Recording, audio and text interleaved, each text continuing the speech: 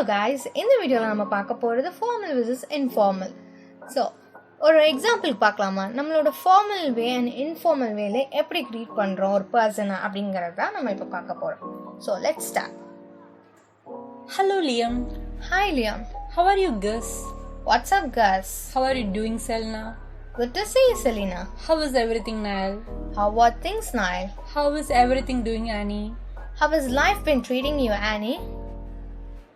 Next நம்ம பார்க்க போகிறது ரொம்ப நாள் கழிச்சு நம்ம ஃப்ரெண்டை பார்க்கலாம். ஸோ ஃபார்மல் வேலை விசஸ் இன்ஃபார்மல் வேலை எப்படி அவங்கள க்ரீட் பண்ண போகிறோம்னா இதில் நம்ம பார்க்க போகிறோம்.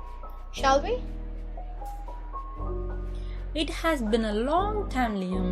How come I never see you Liam? How long has it been Justin? It's been too long Justin.